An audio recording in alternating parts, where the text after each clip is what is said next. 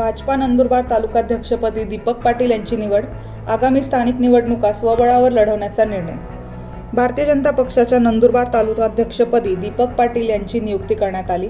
रविवारी आमदार निवासस्थानी आयोजित कार्यक्रमात माजी आदिवासी विकास मंत्री व आमदार डॉ. विजयकुमार गावित, प्रदेश महामंत्री अजय भोये, जिल्हा महामंत्री सदानंद रघुवंशी यांच्या प्रमुख उपस्थितीत ही निवड जाहीर करण्यात आली।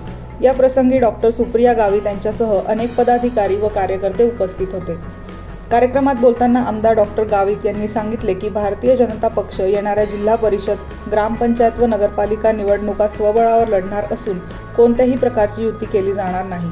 लोकसभा व विधानसभेत महायुतीतील घटक पक्षांनी भाजपा विरोधात प्रचार केल्यामुळे हा निर्णय घेण्यात आला असल्याचे त्यांनी स्पष्ट केले। पक्षाचे संघटन गावागावात पोहोचवण्यासाठी सर्वांनी संघटितपणे काम करण्याचे आवाहन त्यांनी कार्यकर्त्यांना केले।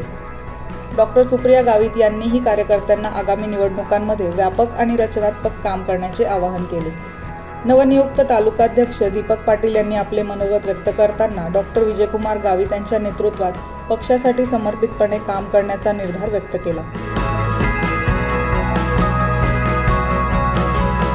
कारण निवडणुका तुम्ही सांगितलं तसं सरपंच तर निवडायचेच आहे, जिल्हा परिषदचे अध्यक्ष, जिल्हा परिषदचे सदस्य निवडायचे आहे, पंचायत समितीचे सदस्य निवडायचे आहे। तर निश्चितपणानं या ठिकाणी सत्ता भाजपची राहील, भाजपचं सर्व काही असेल एवढं निश्चितपणानं सांगतो। आणि हे सांगत असताना दुसरी गोष्ट पण सांगतो, जे ज्या वेळेला युती, आम्ही काही युतीबिती करणार नाही आजच सांगून देतो तुम्हाला। कारण युतीची एक गोष्ट सांगतो, मुख्यमंत्री आणि उपमुख्यमंत्री या युतीच्या पक्षांना सांगतात आणि ते गेल्यानंतर विरोध प्रचार करतात आणि त्यांनाच मदत करायची, ही भूमिका चुकीची आहे।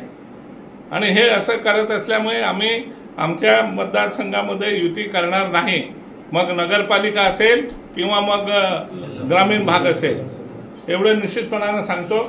आणि जिल्हा परिषद, पंचायत समिती, ग्रामपंचायती आणि नगरपालिका ही तुम्हाला आम्ही जिंकून ताब्यात देऊ एवढं त्या ठिकाणी तुम्हाला सांगा। Yogesh Pawar, 24 live Maharashtra news, Nandurbar.